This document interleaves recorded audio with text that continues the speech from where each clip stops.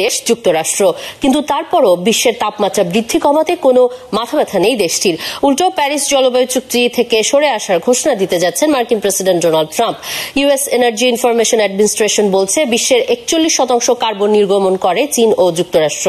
আর world রিসোর্সের ইনস্টিটিউটের তথ্য মতে 14% গ্রিন হাউস গ্যাস নিঃসরণের জন্য দায়ী যুক্তরাষ্ট্র একাই। চীনের অবস্থান এক্ষেত্রেও 1 নম্বর। বিশ্বে 27% গ্রিন হাউস গ্যাস নির্গমন হয় চীনে। এদিকে ইউরোপীয় ইউনিয়নের দেশগুলো কার্বন নিঃসরণ করে 10%। এই তালিকার পরের দুই দেশ ভারত ও রাশিয়া। ভারত 6.5% ও রাশিয়া 5% কার্বন নির্গমন করে।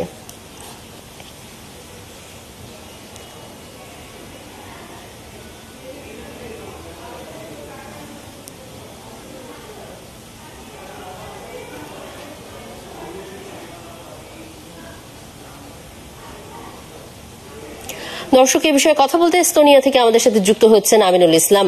তিনি Estonian entrepreneurship university of applied সায়েন্সের অধ্যাপক। জনাব আমিনুল ইসলাম, আপনাকে স্বাগত জানাচ্ছি 71 বিশ্বযোগে। যুক্তরাষ্ট্র প্যারিস জলবায়ু চুক্তি থেকে সরে আসার যে সিদ্ধান্ত নিতে যাচ্ছে, তো সেই সিদ্ধান্ত নিলে জলবায়ু চুক্তিতে আসলে কি ধরনের প্রভাব পড়বে আপনি কি মনে করেন? ধন্যবাদ তিথি।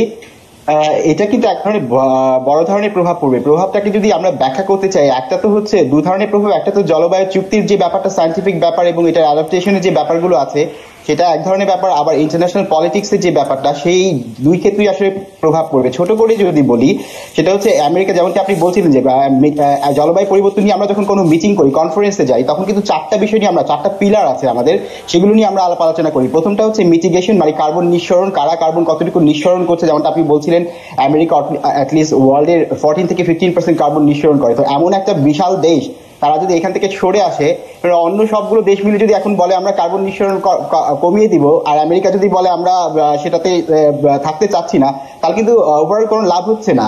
কারণ ক্লাইমেট তো আর একটা দেশের মধ্যে সীমাবদ্ধ থাকে না, সেটা তো ছড়িয়ে যায়, সেটা তো পুরো পৃথিবীর জন্যই আয়। এখন আমেরিকা যদি এখান থেকে বের হয়ে আসে, তাহলে ধরেন আমাদের মতো ছোট খাটো দেশগুলোর কপালে আরো খারাপই আছে।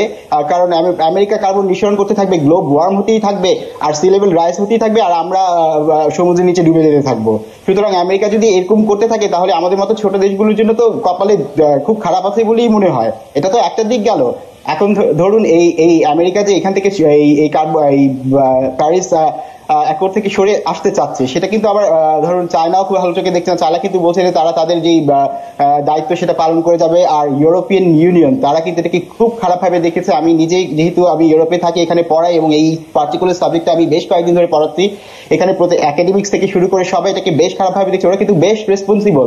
এবং ট্রাম্প ক্ষমতায় আসার পর আমেরিকা ফার্স্ট এই যে কথাটা দিয়ে ও এসছে, তখন থেকেই কিন্তু একটা সংশয় ছিল যে এই নর্থ আটলান্টিক যে অ্যালাইগুলো আছে, এখানকার যে ন্যাচার যে ব্যাপারগুলো আছে, সেগুলো কতদূর ঠিকঠাক থাকে। এখন মনে হচ্ছে যে এই যে ইউরোপের সাথে যে একটা ভালো অ্যালাই ছিল আমেরিকা, সেখানেও না আবার কোনো ফাচল ধরে। আমেরিকার কথা যদি দেখেন, জার্মান চ্যান্সেলরের কথা যদি ধরেন আপনি, তাহলে কিন্তু বোঝা যাচ্ছে যে সে কিন্তু খুব ভালোভাবে বলেছে আমাদের আমেরিকা কিংবা ইউকের সাথে চললে এখন আর চলবে না, আমাদেরকে কিন্তু এখন আমাদের নিজেদের কথা নিজেদের মতো করে আমাদের পথ দেখতে হবে। সুতরাং এই যে ক্লাইমেট চেঞ্জ থেকে সরে আসছে, এটা কিন্তু শুধু ক্লাইমেট চেঞ্জ হিসেবে, ক্লাইমেট চেঞ্জ থেকে সরে আসা হিসেবে দেখলেই চলবে না। ইন্টারন্যাশনাল পলিটিক্স একটা বড় সড়ো ধরনের এই আজকে ট্রাম্প যে ঘোষণাটা দিবে, সেটার পরে আসলে দেখা ইন্টারন্যাশনাল পলিটিক্স একটা বড় সড়ো ধরনের পরিবর্তন আসতে যাচ্ছে বলে অন্তত আমি ধারণা করছি।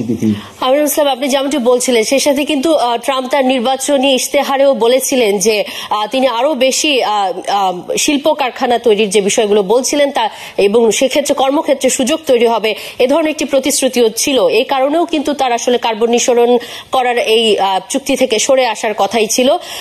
আপনি যেমনটি বলছিলেন রাজনৈতিক প্রভাবের কথাও আসলে এটি আরো সামনে নিশ্চয়ই আরো স্পষ্ট হবে।